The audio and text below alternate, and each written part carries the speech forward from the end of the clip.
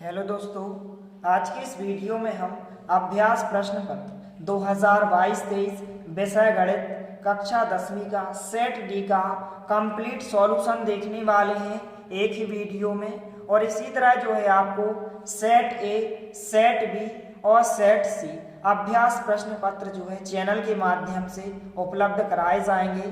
तो चैनल पर नए हैं तो प्लीज़ चैनल को सब्सक्राइब कीजिए, क्योंकि यार जो है वीडियोस बनाने में बहुत ज़्यादा मेहनत लगती है। और स्टूडेंट जो है इन चारों सेटों में से जो है आपके बोर्ड एग्जाम के पेपर में प्रश्न पूछे जाएंगे, इसलिए सभी विषयों के 4 सेट को आपको अच्छे से तैयार कर लेना है। तो यहाँ पर प्रश्न क्रमांक 1 है, सही विकल्प चुनिए। पहला प्रश्न है 26 और 91 का एचसीएफ होगा, तो इसका एचसीएफ यदि आप इसको सॉल्व करेंगे तो इसका एचसीएफ कितना होगा, 13 होगा। ए नंबर का ऑप्शन इसका राइट आंसर होगा। इसके बाद दूसरा प्रश्न है रेखीय बहुपद ax प्लस बी का शून्यक होगा, तो यहाँ पर इसका जो शून्यक होता है माइनस बी बटे ए होता है। सी नंबर का ऑप्शन इसका राइट आंसर होगा। इसके बाद तीसरा क्वेश्चन है यदि a1 बटे a2 बराबर होता है b1 बटे b2 के, लेकिन c1 बटे c2 के बराबर नहीं होता है, तो रैखिक समीकरण युग्म a1x plus b1y plus c1 बराबर 0 तथा a2x plus b2y plus c2 बराबर 0 के क्या होंगे। तो इसका जब भी इस प्रकार की शर्त होती है तो इसका कोई भी हल नहीं होता है। बी नंबर का ऑप्शन इसका राइट आंसर होगा। इसके बाद जो है प्रश्न क्रमांक 4 है एपी इस प्रकार से एक समांतर श्रेणी दी गई है 2, 7, 12 का सार्वंतर होगा। तो सार्वंतर हम कैसे ज्ञात करते हैं, दूसरे पद में से हम पहले पद को घटाते हैं, तो 7 में से यदि हम दूसरे 2 को घटाएं तो कितना आंसर होगा, ए इसका राइट आंसर होगा, 5 इसका करेक्ट आंसर होगा। इसके बाद पांचवा विकल्प है यदि एक बिंदु P से O केंद्र वाले किसी वृत्त पर PA PB स्पर्श रेखाएं परस्पर 80 अंश के कोण पर झुकी हैं, तो कोण POA बराबर है। तो यहाँ पर जितनी चूंकि स्पर्श रेखाएं जो हैं वृत्त की स्पर्श रेखा कैसी होती हैं, बराबर होती हैं, इसलिए कोण भी क्या होंगे, बराबर होंगे 80 अंश का, यह भी कोण हो जाएगा। डी नंबर का ऑप्शन इसका राइट आंसर होगा। इसके बाद प्रश्न क्रमांक 6 दिया गया है दो समरूप त्रिभुजों की भुजाएं 4:9 के अनुपात में है। इन त्रिभुजों के क्षेत्रफलों का अनुपात यदि आप इसको सॉल्व करेंगे तो यहाँ पर कितना हो जाएगा, 16:81 होगा। डी नंबर का ऑप्शन इसका करेक्ट आंसर होगा। तो इस प्रकार से सभी प्रश्नों के उत्तर को आपको अच्छे से नोट करते जाना है। इसके बाद प्रश्न क्रमांक 2 है रिक्त स्थान भरिए। पहला प्रश्न जो है मिसप्रिंट है थोड़ा, सभी त्रिभुज समरूप होते हैं। यहाँ पर इसका जो आंसर होगा कि सभी त्रिभुज कैसे होते हैं, समरूप होते हैं, तो पहले खाली स्थान का आंसर समरूप होगा। दूसरा प्रश्न है दूसरा खाली स्थान किसी बिंदु की बाई अक्ष से दूरी उस बिंदु का क्या कहलाती है, भुज कहलाती है। क्या कहलाती है, भुज, इसका राइट आंसर होगा। तीसरा प्रश्न है यदि किसी मीनार की ऊंचाई एवं छाया की लंबाई समान हो तो सूर्य का उन्नयन कोण कितना हो जाएगा, 45 अंश होगा। कितना होगा, 45 अंश होगा। तो तीसरे खाली स्थान का आंसर 45 अंश होगा। चौथा खाली स्थान है केंद्रीय प्रवृत्ति के 3 मापकों का संबंध इस प्रकार से होता है बहुलक बराबर 3 माध्यक माइनस, इस प्रकार से आपको लिखना है 2 गुणित माध्य सूत्र का प्रयोग करके। इस प्रकार से इसका उत्तर आपको लिखना है इस प्रकार से। इसके बाद आप लिखेंगे माइनस चिन्ह, फिर 2 इंटू माध्य सूत्र का प्रयोग करके। इस प्रकार से यहाँ पर इसका आंसर होगा माध्य सूत्र का प्रयोग करके। इस प्रकार से आपको उत्तर में लिखना है और आपको अच्छे से अच्छी राइटिंग में लिखना है। इसके बाद पांचवा खाली स्थान है त्रिज्या r वाले वृत्त की परिधि का सूत्र। तो वृत्त की परिधि का सूत्र क्या होता है, 2πr होता है। क्या होता है, 2πr होता है। इसके बाद छठवां खाली स्थान है किसी असंभव घटना की प्रायिकता सदैव होती है। तो आपको ध्यान रखना है कि किसी असंभव घटना की जो प्रायिकता होती है कितनी होती है, 0 होती है। इस प्रकार से प्रश्न क्रमांक 2 के सभी प्रश्नों के उत्तर हो जाएंगे, इनको आप अच्छे से नोट करें। तो इस चैनल के माध्यम से आपको एकदम परफेक्ट तरीके से सही आंसर आपको बताए जाएंगे। तो सभी विद्यार्थियों से निवेदन है कि आप हमारे चैनल को सब्सक्राइब कीजिए, क्योंकि इसी तरह जो है आपको और अन्य सभी विषयों के अभ्यास प्रश्न पत्र के पेपर हल सहित सॉल्यूशन के साथ उपलब्ध कराए जाएंगे। इसके बाद जो है प्रश्न क्रमांक 3 है, सही जोड़ी बनाइए। स्तंभ 1 और स्तंभ 2 दिए गए हैं। पहला प्रश्न है इस प्रकार से 1 प्लस कॉस वर्ग थीटा। तो 1 प्लस कॉस वर्ग थीटा किसके बराबर होता है? कोसेक वर्ग थीटा के बराबर होता है। तो इसकी जोड़ी आपको F नंबर से मिलाना है। दूसरे नंबर पर दिया गया है कॉस 90 माइनस थीटा। तो cos 90 minus theta sine theta होता है, आपको ई नंबर से मिलाना है। तीसरे नंबर पर टेन थीटा, तो टेन थीटा बराबर होता है साइन बटे कॉस होता है, तो आपको जो है जी नंबर से इस प्रकार से मिलाना है। इसके बाद चौथे नंबर पर दिया गया है द्विघात समीकरण का विविक्त कर। तो जो विविक्त कर डी ज्ञात करने का जो सूत्र होता है बी वर्ग माइनस 4ac होता है। बी नंबर का ऑप्शन इसका राइट आंसर होगा। पांचवा प्रश्न है द्विघात समीकरण का मानक रूप। तो जो द्विघात समीकरण का जो मानक रूप होता है इस प्रकार से ax वर्ग प्लस bx प्लस c बराबर 0 होता है। ये नंबर से आपको मिलाना है। इसके बाद लास्ट दिया गया द्विघात समीकरण के मूल वास्तविक नहीं है। तो कब नहीं होते मूल वास्तविक? तो जब b वर्ग माइनस 4ac का मान छोटा होता है 0 से, लेस देन होता है 0 से, तो सी नंबर का ऑप्शन होगा। तो इस प्रकार से सही जोड़ियां हो जाएंगी। इनको आप अच्छे से नोट करें और इनको आपको अच्छे से लिख लेना है अपनी कॉपी में। इसके बाद जो है प्रश्न क्रमांक 4 है इस प्रकार से एक शब्द या एक वाक्य में उत्तर लिखिए। पहला प्रश्न है किसी एपी के प्रथम n पदों के योगफल का सूत्र लिखिए। तो इसको जो है हमने एक कॉपी में लिखकर आपको बताया है, तो आपको सभी प्रश्नों के उत्तर को अच्छे से नोट करते जाना है।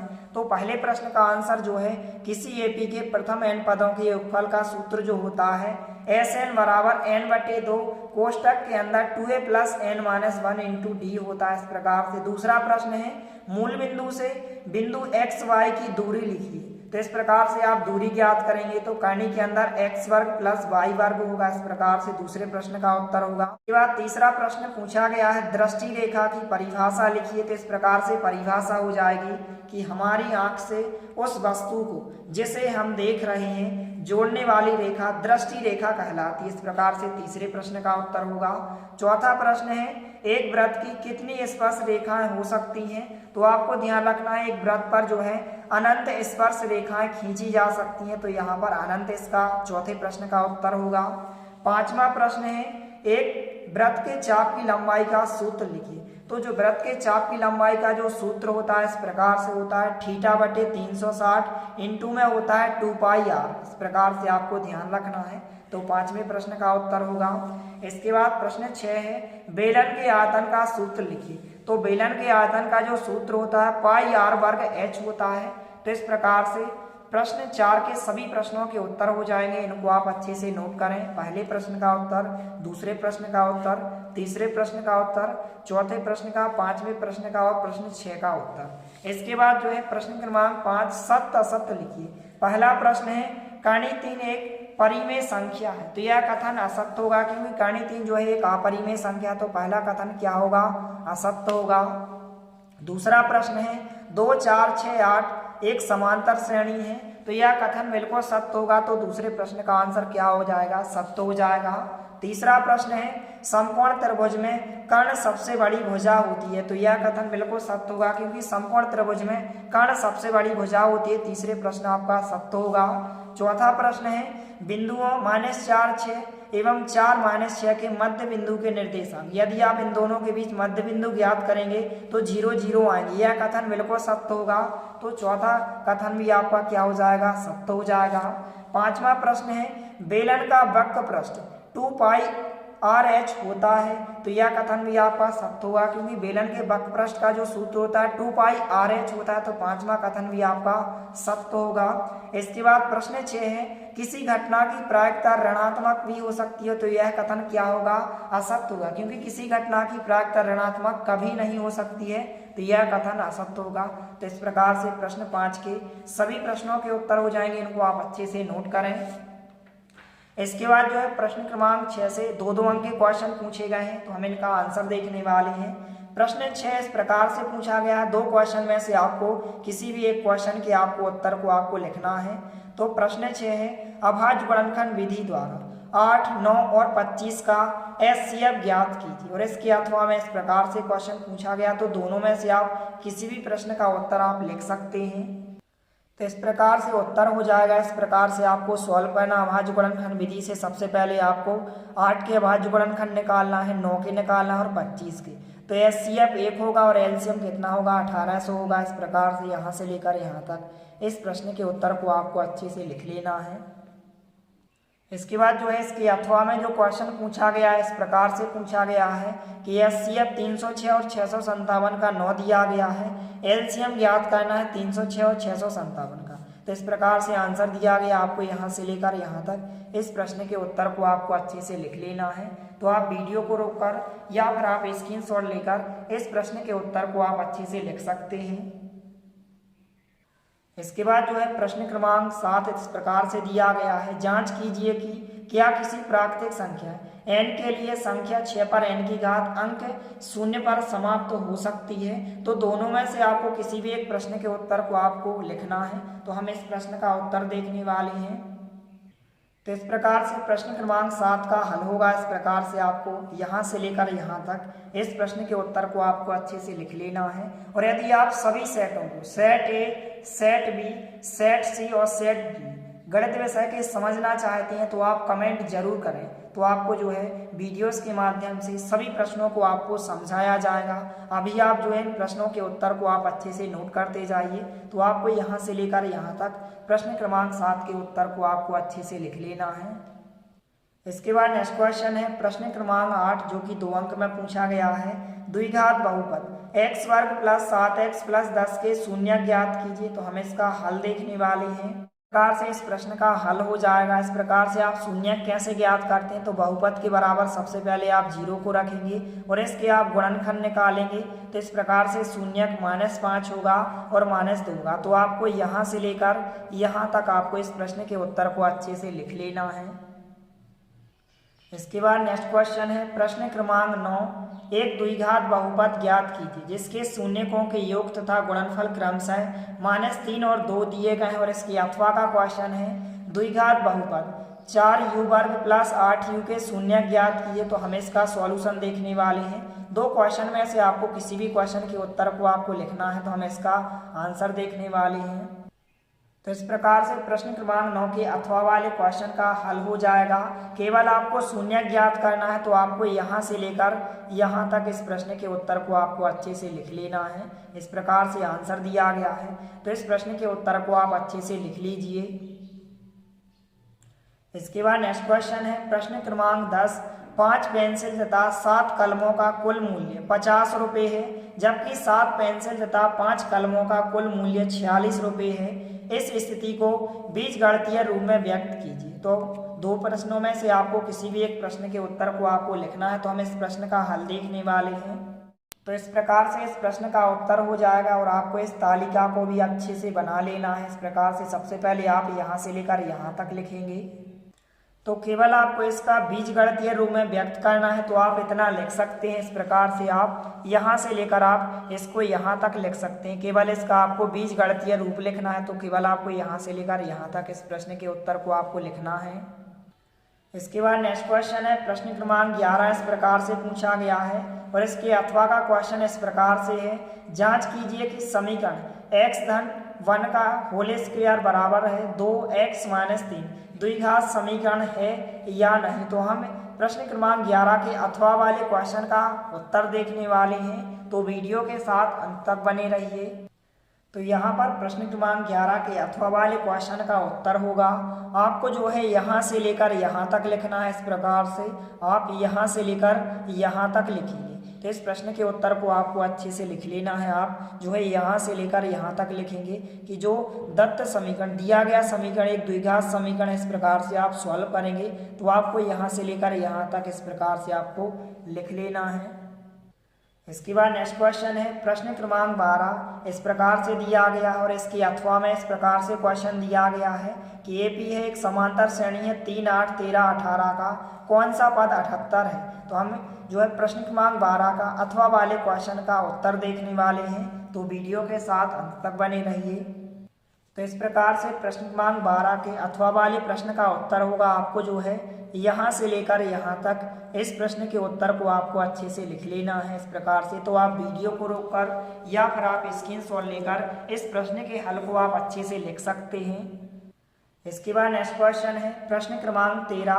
त्रिभुज ABC एक समद्विबाहु त्रिभुज है जिसका कोण C समकोण है। सिद्ध कीजिए कि AB वर्ग बराबर 2AC वर्ग है। तो हम इस प्रश्न का हल देखने वाले हैं, तो वीडियो के साथ अंत तक बने रहिए। इस प्रकार से प्रश्न क्रमांक 13 का उत्तर होगा आपको जो है यहाँ से लेकर यहाँ तक इस प्रश्न के उत्तर को आपको अच्छे से लिखना है। इस चित्र को भी आपको अच्छे से बना लेना है। तो इस प्रकार से प्रश्न क्रमांक 13 का उत्तर होगा। और वीडियो को ज़्यादा से ज़्यादा अपने दोस्तों के साथ शेयर करना है ताकि सभी को इसका कंप्लीट सॉल्यूशन मिल सके। इसके बाद नेक्स्ट क्वेश्चन है प्रश्न क्रमांक 14। इस प्रकार से पूछा गया, इसके अथवा में इस प्रकार से क्वेश्चन पूछा गया है कि y का वह मान ज्ञात कीजिए जिसके लिए बिंदु P 2-3 और बिंदु Q 10y के बीच की दूरी 10 मात्रक है। तो हम इसका हल देखने वाले हैं प्रश्न क्रमांक 14 के अथवा वाले क्वेश्चन का उत्तर। तो इस प्रकार से प्रश्न क्रमांक 14 के अथवा वाले प्रश्न का उत्तर होगा आपको जो है यहाँ से लेकर यहाँ तक आपको इस प्रश्न के उत्तर को अच्छे से लिख लेना है। इस प्रकार से इसका उत्तर हो जाएगा। तो इसको आप अच्छे से नोट करें। इसके बाद नेक्स्ट क्वेश्चन है प्रश्न क्रमांक 15। यदि sin A बराबर 3/4 तो cos A और tan A का मान परिकलित कीजिए अर्थात ज्ञात कीजिए। और इसके अथवा में इस प्रकार से क्वेश्चन दिया गया है, तो हम इस प्रश्न का हल देखने वाले हैं। तो इस प्रकार से प्रश्न क्रमांक 15 का उत्तर होगा आपको जो है यहाँ से लेकर यहाँ तक इस प्रश्न के उत्तर को आपको अच्छे से अपनी कॉपी में लिख लेना है। और इस चित्र को भी आपको अच्छे से पेंसिल से बना लेना है। इस प्रकार से उत्तर हो जाएगा। इसके बाद नेक्स्ट क्वेश्चन है प्रश्न क्रमांक 16। इस प्रकार से दिया गया और इसके अथवा में इस प्रकार से क्वेश्चन पूछा गया है कि एक पासे को एक बार फेंका जाता है, एक विषम संख्या प्राप्त करने की प्रायिकता ज्ञात कीजिए। तो हम इसका उत्तर देखने वाले हैं, तो वीडियो के साथ अंत तक बने रहिए। तो इस प्रकार से प्रश्न क्रमांक 16 का अथवा वाले क्वेश्चन का उत्तर होगा। सबसे पहले आपको हल में जो है लिखना है कुल संभावित परिणाम NS बराबर आप 6 लिखेंगे इस प्रकार से। इसके बाद आपको यहाँ पर लिखना है विषम संख्याएं E3 बराबर 1, 3, 5। इसके बाद आप इसको इस प्रकार से सॉल्व करेंगे। तो इस प्रकार से विषम संख्या आने की प्रायिकता 1/2 हो जाएगी। तो सबसे पहले आपको कुल संभावित परिणाम NS बराबर 6 लिखना है। फिर इसके बाद आप यहाँ से लेकर यहाँ तक इस प्रश्न के उत्तर को आप लिखेंगे। तो इस प्रकार से उत्तर हो जाएगा। इसके बाद प्रश्न क्रमांक 17 इस प्रकार से पूछा गया है एक थैले में 3 लाल और 5 काली गेंदें हैं। इस थैले में से एक गेंद जो है यादृच्छिया निकाली जाती है। इसकी प्रायिकता क्या है कि गेंद जो है लाल हो। दूसरा क्वेश्चन है लाल नहीं हो। तो हम इसका हल देखने वाले हैं। तो इस प्रकार से प्रश्न क्रमांक 17 का हल हो जाएगा। आपको जो है यहाँ से लेकर आपको यहाँ तक 2 क्वेश्चन पूछे गए हैं। पहले क्वेश्चन का आंसर जो है इस प्रकार से 3/8 होगा। तो आपको यहाँ से लेकर यहाँ तक, और दूसरे क्वेश्चन का आंसर आपको यहाँ से लेकर यहाँ तक लिखना है। तो इस प्रकार से इस प्रश्न के उत्तर को आपको यहाँ से लेकर यहाँ तक अच्छे से लिख लेना है। इसके बाद प्रश्न क्रमांक 18 इस प्रकार से पूछा गया है। और प्रश्न क्रमांक 18 का जो अथवा का क्वेश्चन है इस प्रकार से पूछा गया है आंधी आने से एक पेड़ टूट जाता है और टूटा हुआ भाग इस तरह मुड़ जाता है कि पेड़ का शिखर जमीन को छूने लगता है और इसके साथ जो है 30 अंश का कोण बनाता है। पेड़ के पाद बिंदु की दूरी जहां पेड़ का शिखर जो है जमीन को छूता है 8 मीटर है। पेड़ की ऊंचाई ज्ञात कीजिए। तो हम इस प्रश्न का हल देखने वाले हैं। प्रश्न क्रमांक 18 के अथवा वाले क्वेश्चन का उत्तर देखने वाले हैं।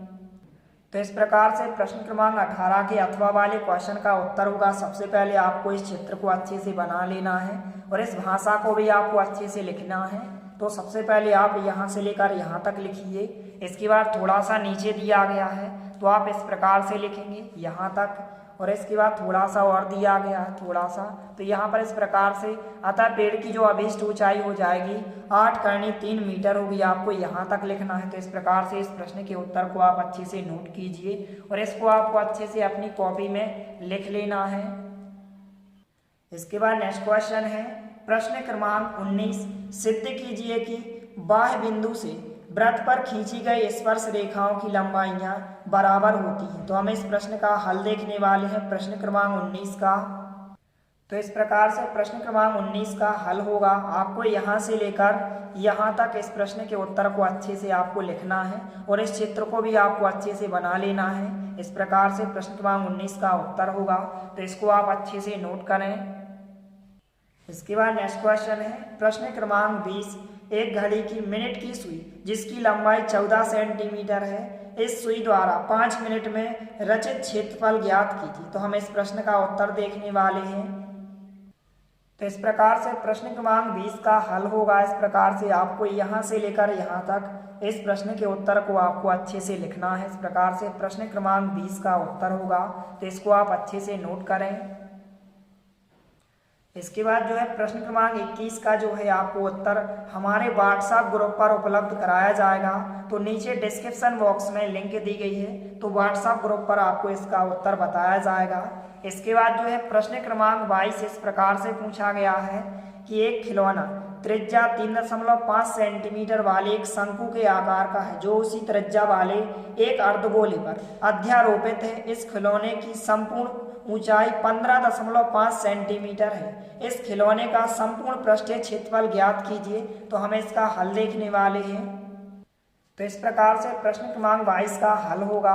आपको जो है यहाँ से लेकर सबसे पहले आपको यहाँ तक लिखना है और इस चित्र को भी आपको अच्छे से बना लेना है। इसके बाद थोड़ा सा नीचे है तो आप इस प्रकार से यहाँ तक लिखेंगे। इस प्रकार से इसका आंसर होगा। तो इस प्रश्न के उत्तर को आप अच्छे से नोट कीजिए। इस प्रकार से दिया गया है, तो इसको आपको अच्छे से अपनी कॉपी में लिख लेना है।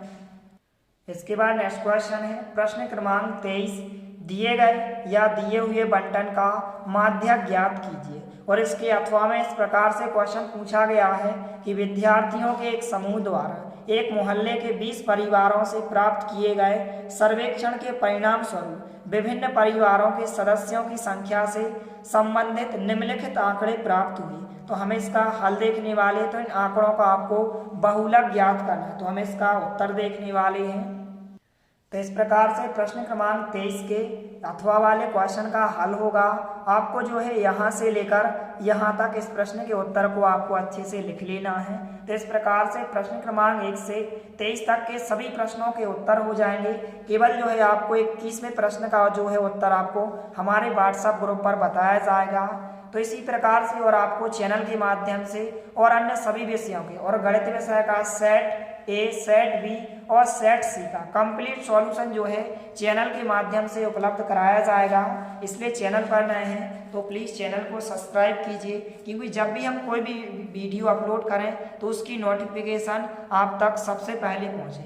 मिलते हैं अगले वीडियो में, तब तक के लिए जय हिंद, वंदे मातरम।